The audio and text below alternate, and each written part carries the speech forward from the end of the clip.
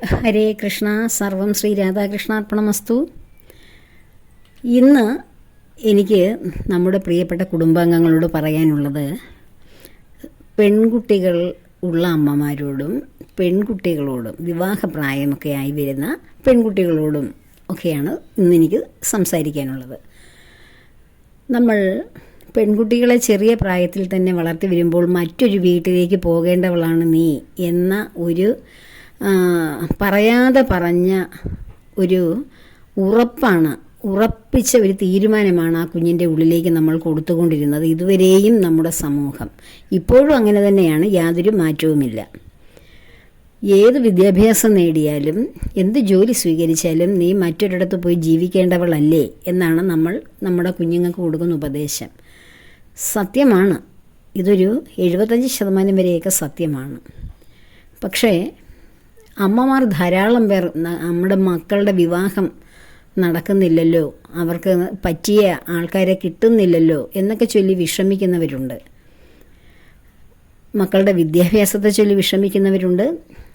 അതും നമുക്ക് വേറൊരു ദിവസം ചർച്ച ചെയ്യാം. ഇന്ന് അവരുടെ വിവാഹം നടക്കുന്നില്ലല്ലോ, എൻ്റെ മോളുടെ വിവാഹം നടക്കുന്നില്ലല്ലോ, അല്ലെ മോൻ്റെ വിവാഹം നടക്കാൻ വൈകുന്നതെന്ത്, അവർക്ക് അനുയോജ്യമായ പെൺകുട്ടികൾ അല്ലെങ്കിൽ ആൺകുട്ടികൾ എവിടെ നിന്ന് കണ്ടെത്തും എന്നൊക്കെയുള്ള വിവിധ വിഷയങ്ങളിൽ ഇങ്ങനെ വ്യാകുലരായിരിക്കുന്ന അനേകം പേരുണ്ട്. ഇവർ ഒന്ന് ആലോചിക്കണം. ഈ വിവാഹപ്രായത്തിലേക്ക് കടന്നു വരുന്ന പെൺകുട്ടികളും ആലോചിക്കേണ്ട കാര്യമാണ്. വിവാഹം കൊണ്ട് ഒരു പെൺകുട്ടിയുടെ ജീവിതത്തിൽ വിജയം കൈവരിച്ച ഏതെങ്കിലും അനുഭവങ്ങൾ അറിയാമെങ്കിൽ അതെന്നോട് ഷെയർ ചെയ്യുക. വിവാഹം കൊണ്ട് ജീവിത വിജയം കൈവരിച്ച, ഞാൻ വീണ്ടും എടുത്തു പറയുകയാണ്, വിവാഹം കൊണ്ട് ജീവിത വിജയം കൈവരിച്ച ചിലർ മാത്രമേ കാണൂ. എന്നാൽ വിദ്യാഭ്യാസത്തിലൂടെ ജീവിത വിജയം കൈവരിച്ചവരാണ് ഇപ്പോൾ നമ്മുടെ ഈ ഭൂമിയിൽ നിലനിൽക്കുന്ന എന്തെങ്കിലുമൊക്കെ ആയിട്ടുള്ളവർ എല്ലാവരും വിദ്യാഭ്യാസത്തിലൂടെ ജീവിത വിജയം കൈവരിച്ചവരാണ്. ഒരു പെൺകുട്ടിക്ക് ഏറ്റവും ആവശ്യം വേണ്ടത് വിവാഹമല്ല, വിദ്യാഭ്യാസമാണ്. വിദ്യാഭ്യാസം നേടിയ ഒരു പെൺകുട്ടി ജീവിതത്തിൽ അവൾ ഒരു സ്വന്തമായ ഒരു വരുമാനമുള്ളവളായി മാറും, ഒരു ലീഡർഷിപ്പ് ക്വാളിറ്റി ഉള്ളവളായി മാറും, മറ്റുള്ളവർക്ക് അഭിപ്രായങ്ങൾ അല്ലെ മറ്റുള്ളവരെ നേർവഴിക്ക് നയിക്കുവാൻ ശക്തിയുള്ളവളായി മാറും, എല്ലാവരെയും ഉപദേശിക്കുവാനും എല്ലാവരെയും നിയന്ത്രിക്കുവാനും തെറ്റും ശരിയും പറഞ്ഞു കൊടുക്കുവാനും കഴിവുള്ളവളായി അവൾ മാറുന്നു. അതാണോ ഒരു പെൺകുട്ടിക്ക് വേണ്ടത്? അതോ കുടുംബം എന്ന ഇടുങ്ങിയ സങ്കല്പമാണോ? ഞാൻ എല്ലാവരോടും ചോദിക്കുകയാണ്. നമ്മുടെ പെൺകുട്ടികളുടെ മുന്നിൽ 2 വഴികളാണ് കിടക്കുന്നത്. ഒന്ന്, ഒരു കുടുംബം, ഭർത്താവ്, ആ ഭർത്താവിൻ്റെ കുടുംബത്തിലെ അമ്മ, അച്ഛൻ, മറ്റംഗങ്ങൾ, ഇതെല്ലാം കൂടെ ചേർന്ന ആ വീട്, ഇവയെല്ലാം കൂടെ ചേർന്ന ഒരു ഇടുങ്ങിയ ഒരു വഴിയും, സ്വതന്ത്രമായി വിദ്യാഭ്യാസം ചെയ്ത് തൻ്റെ തന്നെ വ്യക്തിത്വത്തിൽ ഉന്നതമായ ഭാവിയിലേക്ക് ഉയരാൻ കഴിയുന്ന ഒരു വിശാലമായ വഴിയും. ഇതിലേത് വഴിയാണ് നിങ്ങൾ തിരഞ്ഞെടുക്കേണ്ടതെന്ന് ഓരോരുത്തരും, ഓരോ അമ്മമാരും ഓരോ കുട്ടികളും ചിന്തിക്കണം. ഈ ഇടുങ്ങിയ പരിമിതികളുള്ള വഴികളാണ് ഏറ്റവും സുഖകരമെന്ന് നമ്മൾ പരമ്പരാഗതമായി പഠിച്ചു വെച്ചിരിക്കുകയാണ്.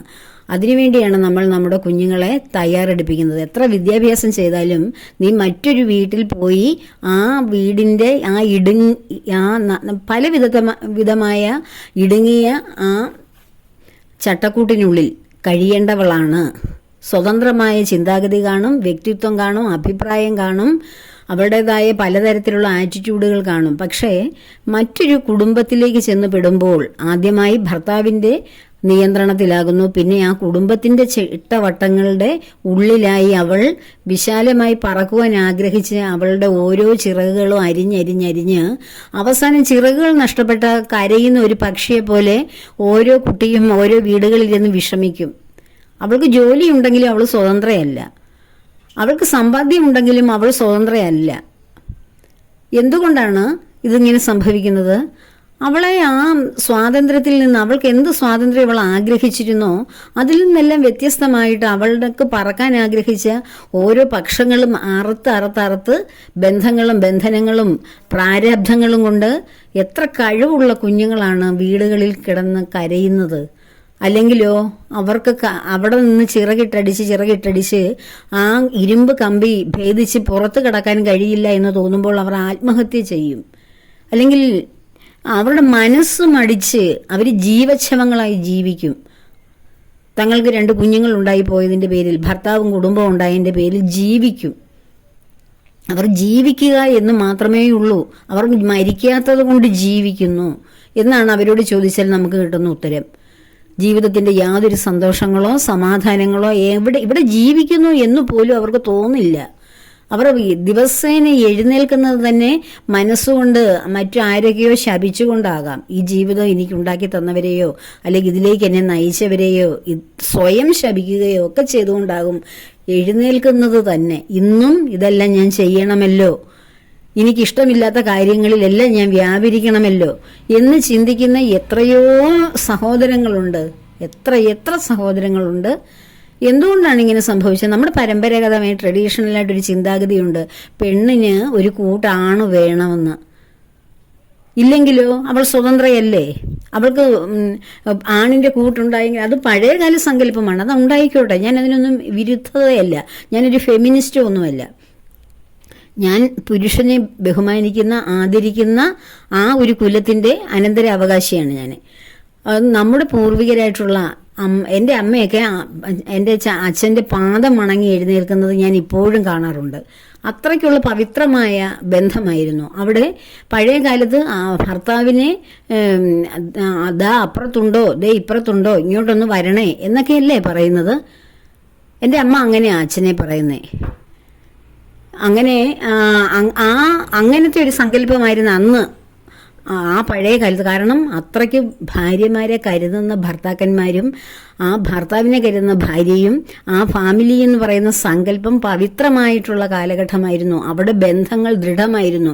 പുരുഷന്റെ ആ പൗരുഷത്തിൽ, അവന്റെ കരുത്തിൽ, അവന്റെ സംരക്ഷണത്തിൽ, കരുതലിൽ സ്ത്രീ സംതൃപ്തയായിരുന്നു. അവൾക്ക് വേറെ മോഹങ്ങളൊന്നുമില്ലായിരുന്നു. അവൻ്റെ മക്കളെ പ്രസവിക്കുക, അവരെ നന്നായി വളർത്തുക, അവനെ ആഹാരം വെച്ചു കൊടുക്കുക, എല്ലാവരും സന്തോഷമായി കഴിയുക. ഇത് മാത്രമായിരുന്നു പഴയകാല സ്ത്രീകളുടെ ഇഷ്ടം, അവരുടെ സന്തോഷം. എന്നാൽ കാലം മാറിയതോടുകൂടി സ്ത്രീകളെ അപമാനിക്കുവാനും സ്ത്രീകളെ മാക്സിമം യൂട്ടിലൈസ് ചെയ്യുവാനും സ്ത്രീ ധനത്തിൻ്റെ പേരിൽ സ്ത്രീകളെ ചൂഷണം ചെയ്യുവാനും ഒക്കെ ശ്രമിക്കാൻ തുടങ്ങിയപ്പോൾ സ്ത്രീ അരക്ഷിതയായി ഭർതൃഗൃഹത്തിൽ. ഭർത്താവിൻ്റെ കൈകളിൽ പോലും അവൾ സുരക്ഷിതയല്ലല്ലോ. അപ്പോൾ ആ സുരക്ഷിതത്വം ഫീൽ ചെയ്യാതെ വരുമ്പോൾ സ്ത്രീ സ്വയം അവിടെ നിന്ന് അവർക്ക് വേണ്ടുന്ന ബഹുമാനം സ്വയം അവൾ കൊടുക്കാതെ വരും. കാരണം തനിക്ക് ആഗ്രഹിച്ചതൊന്നും ഇവിടുന്ന് കിട്ടുന്നില്ല, തനിക്ക് വേണ്ട സംരക്ഷണം കിട്ടുന്നില്ല, സ്നേഹം കിട്ടുന്നില്ല, കരുതൽ കിട്ടുന്നില്ല, ഒന്നും കിട്ടുന്നില്ല. അപ്പോൾ അവൾ ആരെയാണ് ബഹുമാനപൂർവ്വം പാദം വണങ്ങേണ്ടത്? അവൾ ആരെയാണ് സ്നേഹിക്കേണ്ടത്? എവിടെയാണ് അവൾ സ്വസ്ഥമായി ഇരിക്കേണ്ടത്? അപ്പോൾ അവൾ അവിടെ നിന്ന് ചിറകിട്ടടിച്ച് പുറത്തേക്ക് കടക്കാൻ ശ്രമിക്കുന്നു. അന്ന് ഫാമിലി ബന്ധങ്ങൾ അത്ര ശ്രേഷ്ഠമായിരുന്നു. അതുകൊണ്ടാണ് ആ ബന്ധങ്ങളൊക്കെ ഉറച്ചു നിന്നതും എനിക്കിതിനപ്പുറത്തൊരു ലോകമില്ല എന്ന് സ്ത്രീ ചിന്തിച്ചതും. എന്നാൽ കാലാന്തരത്തിൽ സ്ത്രീ വിദ്യാഭ്യാസം ചെയ്ത് അവളും കൂടി വരുമാനം ഉണ്ടാക്കേണ്ട സാഹചര്യം വന്നത് എന്തുകൊണ്ടാണ്? അവൾ ചെന്ന് കയറുന്ന വീട്ടിൽ അവൾക്ക് വരുമാനമില്ലാത്തത് കൊണ്ട് പല വിധത്തിലുള്ള പ്രശ്നങ്ങളും അവൾ അഭിമുഖീകരിക്കേണ്ടി വരുമ്പോൾ സ്വാഭാവികമായും അവൾ ചിന്തിക്കുന്നു, എനിക്ക് ഒരു വരുമാനം ഉണ്ടായിരുന്നെങ്കിൽ എനിക്ക് ഇവരുടെയൊക്കെ ഈ വെറുപ്പും ആട്ടിയകറ്റലുകളും നിഷ്കരണം തള്ളി പറയുന്നതും ഒന്നും എനിക്ക് കേൾക്കേണ്ടി വരില്ലായിരുന്നല്ലോ എന്ന്.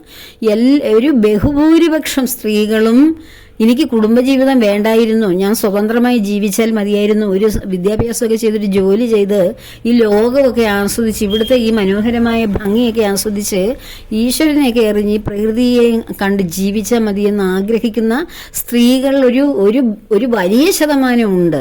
സത്യമാണ് ഞാൻ പറയുന്നത് വളരെ സത്യമായ കാര്യമാണ്.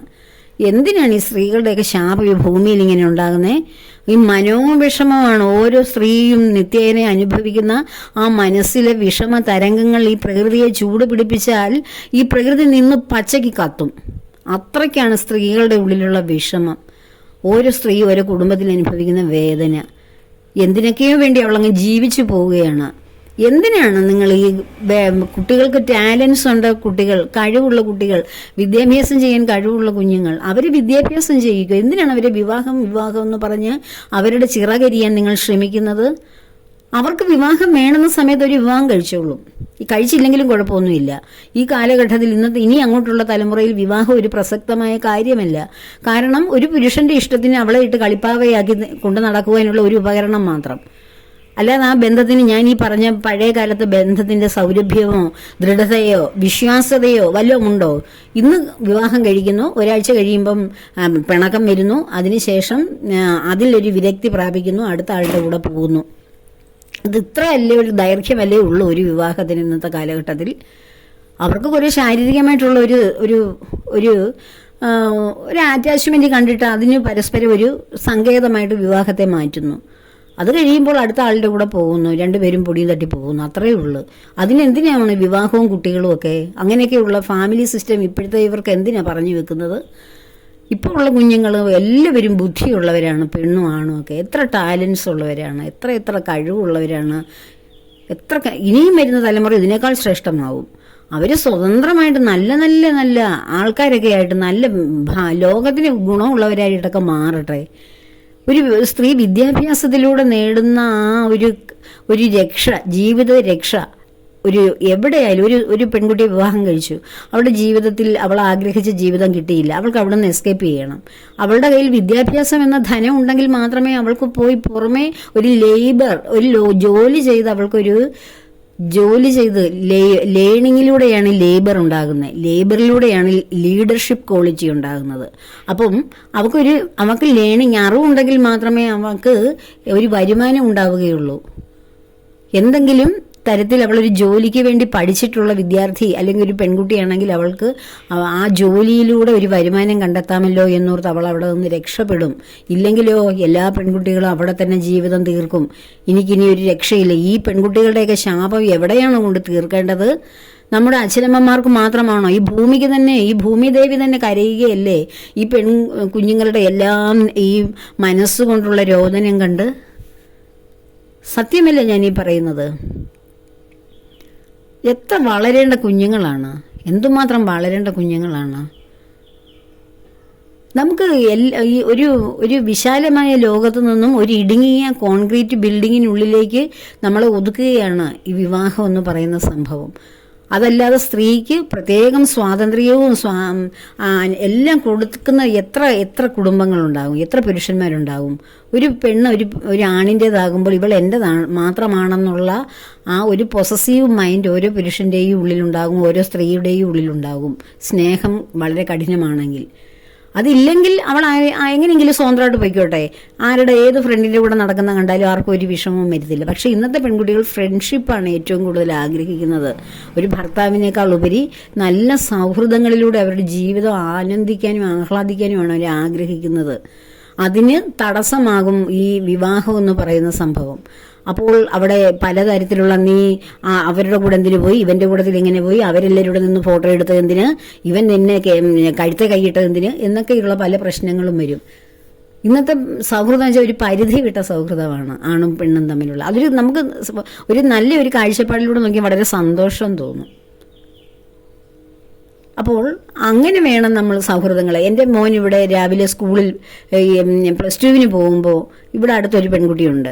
അവളും കൂടെ വരാൻ ഞാൻ അവളോട് പറയും, എൻ്റെ മോൻ്റെ കൂടെ തന്നെ പോകണം, അവൻ പോകേണ്ട സമയത്ത് തന്നെ നീയും വരണേന്ന്. അഥവാ അവളാണ് മുമ്പിൽ വരുന്നെങ്കിൽ അവിടെ വെയിറ്റ് ചെയ്യുമെന്ന് ഞാൻ പറയും. മോനെ ഇറങ്ങി രണ്ടുപേരോടെ പോകാൻ പറയും. ഒരു 10-16 വയസ്സുള്ള ഒരാണും പെണ്ണും കൂടെ സൈക്കിൾ ചവിട്ടി സന്തോഷത്തോടെ പോകുന്നത് കാണുന്നത് എത്ര സന്തോഷമാണ് അല്ലേ? അതേസമയം ഒറ്റയ്ക്ക് ഒരു കുട്ടി തന്നെ ഒറ്റയ്ക്ക് സൈക്കിളൊക്കെ ചവിട്ടി അടുത്തുള്ള സ്കൂളിലോട്ട് പോകുന്നത്, അത് ആ കുട്ടി എന്തൊക്കെയായിരിക്കും ചിന്തിക്കുന്നത്? വെറുതെ ഇങ്ങനെ ചിന്തിച്ച് സ്കൂളിലെ കാര്യമൊക്കെ ചിന്തിച്ചു. അതേസമയം രണ്ടുപേര് സംസാരിച്ച് ചിരിച്ചും രസിച്ചും പോകുന്നത് അത് നല്ലൊരു കാഴ്ചയല്ലേ? കാണുന്നവർക്കൊരു മനസ്സിനൊരു സന്തോഷമല്ലേ? അങ്ങനെ നമ്മൾ എല്ലാറ്റിനെയും നല്ല വ്യൂ പോയിന്റിലൂടെ കാണണം. അല്ലാതെ ഒരു ആണും പെണ്ണും കൂടെ പോകുന്ന കണ്ടാൽ ഇവർ തമ്മിൽ ഏതാണ്ടൊക്കെയാണ് എന്ന് ചിന്തിക്കുന്ന ഇടുങ്ങിയ ചിന്താഗതിയും കൊണ്ടിരിക്കുകയാണ് നമ്മുടെ ഈ പഴയ കാലഘട്ടത്തിലെ കുറേ മനുഷ്യർ. അതിനെയൊക്കെ തൂത്തെറിഞ്ഞ് ആ ചിറകുകളൊക്കെ കൊത്തിപ്പിറക്കി കളഞ്ഞ് പുതിയ ചിറകുകൾ നമുക്ക് കിളിപ്പിക്കേണ്ട കാലമൊക്കെ അതിക്രമിച്ചിരിക്കുന്നു. കാണുന്നതിലെല്ലാം നല്ലത് കാണുക, എല്ലാം നല്ലതായി നല്ല കാഴ്ചകൾ കാണുക. അപ്പോൾ സംഭവിക്കുന്നതും നല്ലതായിരിക്കും. നമ്മൾ മനസ്സിലാണ് മറ്റുള്ളവരെ കുറിച്ച് ചിന്തിക്കുന്നത് അല്ലേ? അവർ തമ്മിൽ എന്തെങ്കിലും പ്രശ്നം എന്നൊക്കെ കാണും എന്ന് തോന്നുന്നത് നമ്മുടെ മനസ്സിലാണ്. അവരിലല്ല നമ്മൾ ആരോപിക്കുക. നമ്മൾ അവരെ ആരോപിക്കുന്നതേ ഉള്ളൂ, ചിന്തിക്കുന്നത് നമ്മുടെ മനസ്സിലാണ്.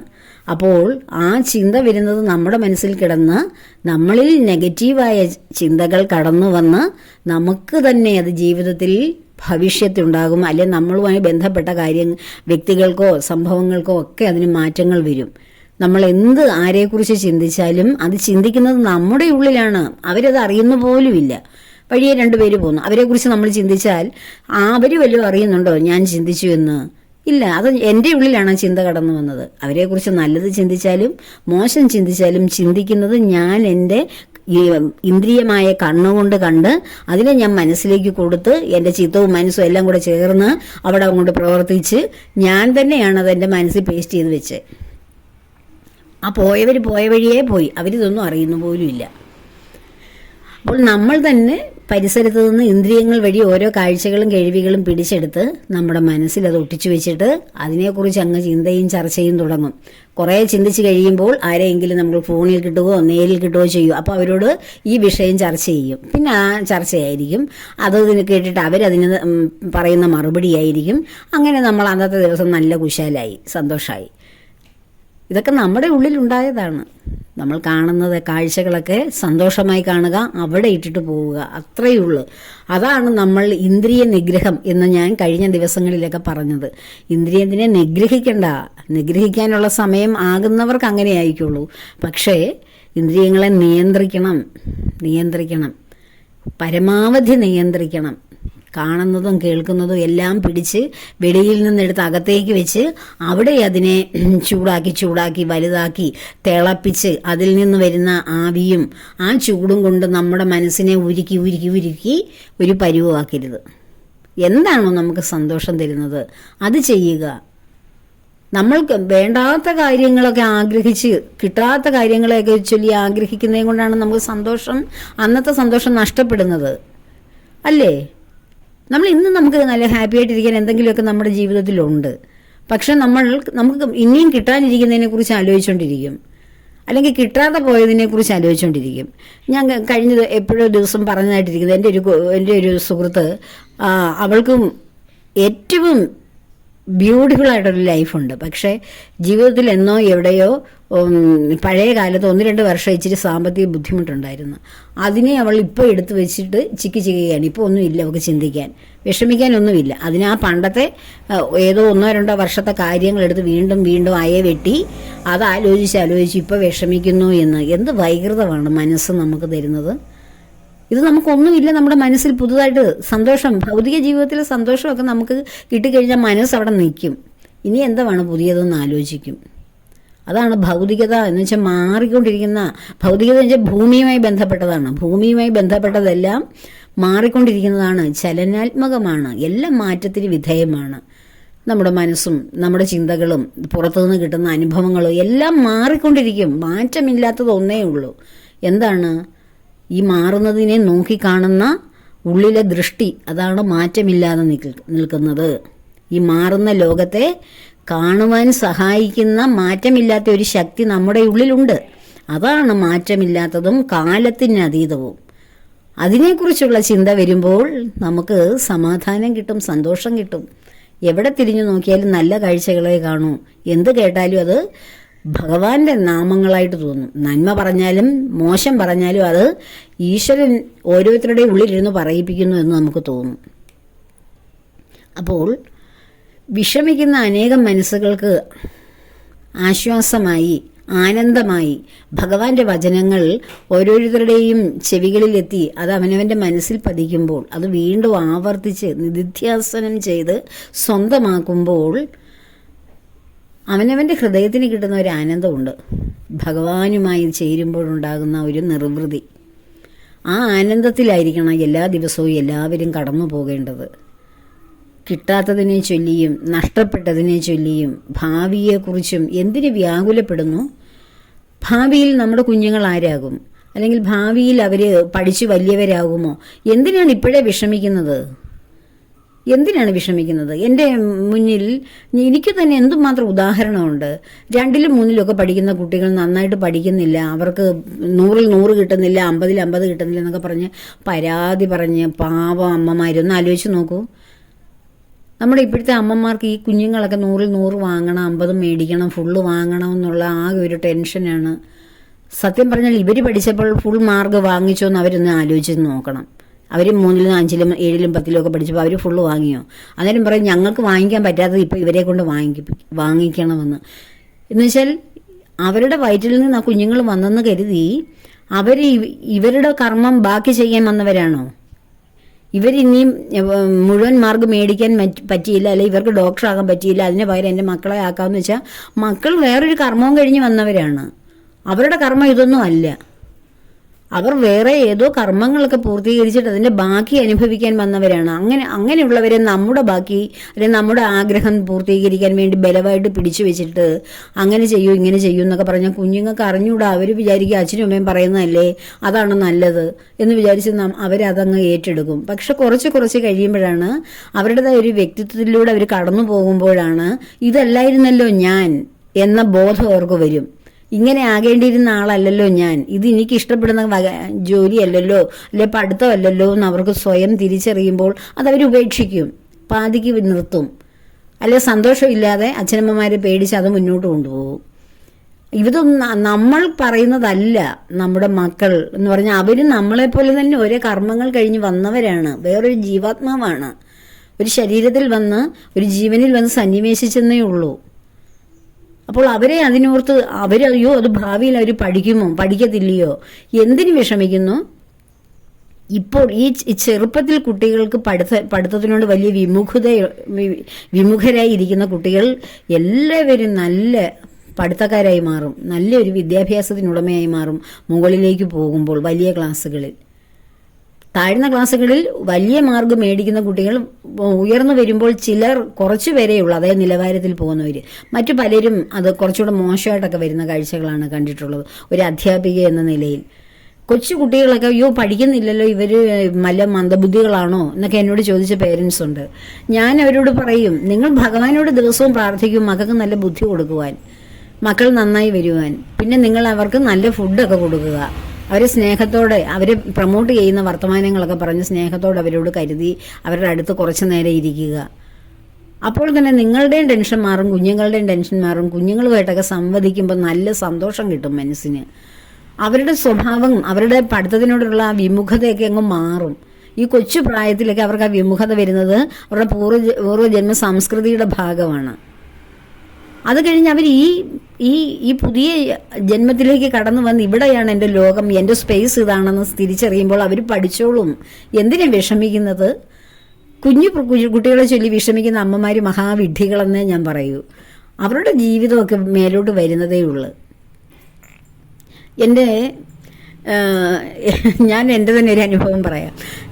എൻ്റെ ഒരു ബെസ്റ്റ് ഫ്രണ്ട് അവളുടെ മോൻ്റെ ജാതകം എഴുതിയ ജ്യോതിഷൻ്റെ അടുക്ക്, വളരെ ഫേമസ് ആയ ആളാണ്, ജാതകമൊക്കെ വളരെ കൃത്യമായിട്ട് എഴുതി വെക്കുന്ന ആളാണ്.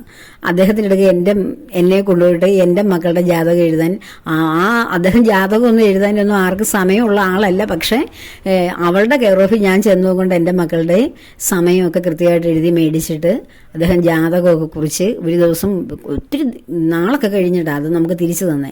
അപ്പോൾ ആ ജാതകം വായിച്ച് കേൾപ്പിച്ചു, എന്നെ വിളിപ്പിച്ചു. അപ്പോൾ ഞാൻ ചോദിച്ചു, സാർ ഇത് എൻ്റെ മോനെക്കുറിച്ച് തന്നെയാണോ ഈ എഴുതി വെച്ചിരിക്കുന്നത്?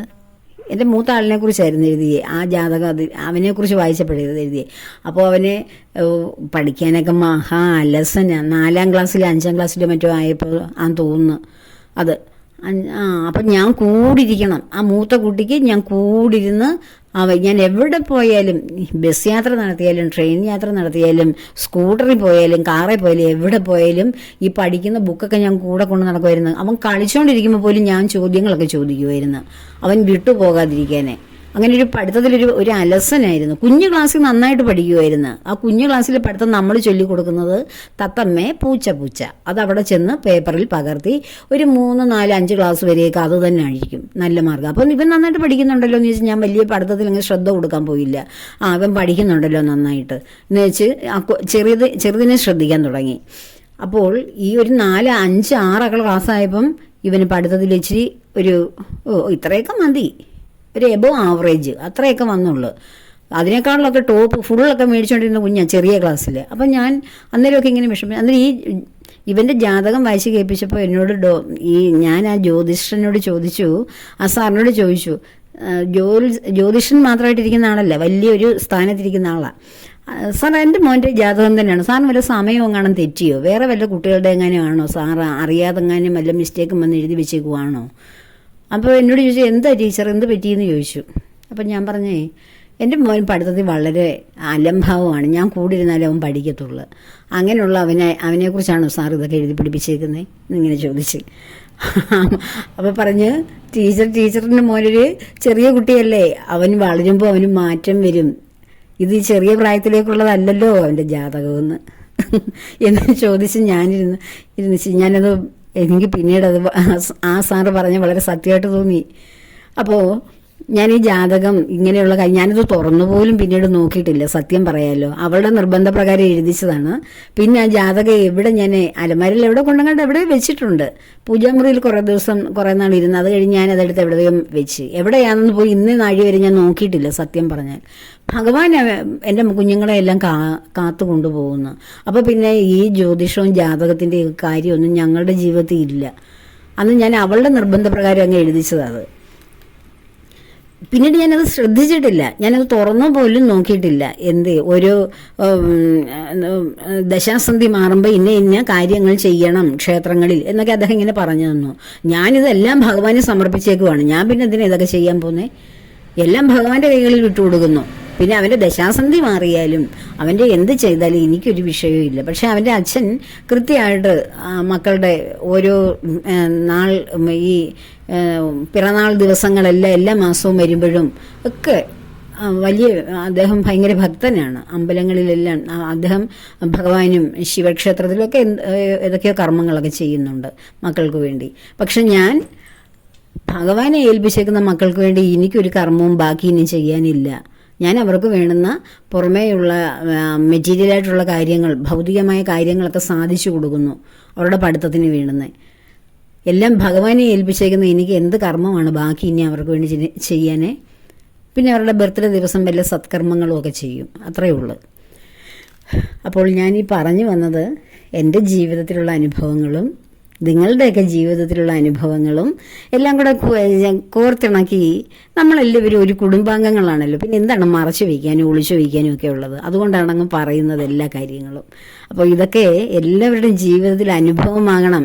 എല്ലാവർക്കും ഒരു ഗുണദോഷങ്ങളാവണം. എല്ലാവരും ഇത് മനസ്സിലാക്കി ജീവിതത്തിന് ടെൻഷൻ ഇല്ലാതെ കൊണ്ടുപോകണം. സമാധാനത്തോടെ ജീവിതത്തെ അന്നത്തെ ജീവിതത്തെ ശാന്തമായി കൊണ്ടുപോകണം. അതിനുവേണ്ടിയാണ് ഞാൻ ഈ സമയം എൻ്റെ പ്രിയമുള്ളവർക്ക് വേണ്ടി ചിലവഴിക്കുന്നത്. എല്ലാവർക്കും അത് പ്രയോജനമുണ്ടാകുന്നു എന്ന് കേൾക്കുന്നത് വളരെ സന്തോഷം.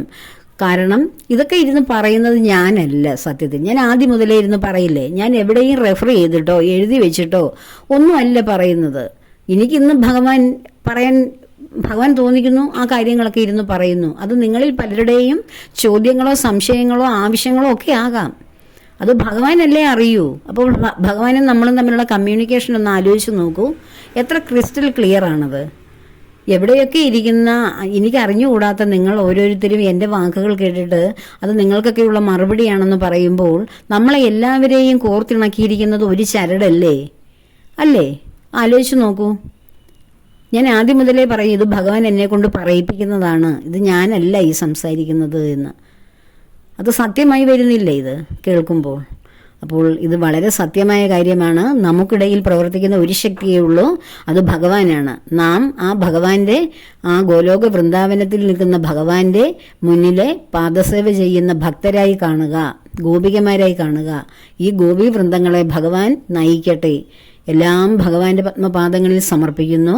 ലോകാ സമസ്ത സുഖിനോ ഭവന്തു.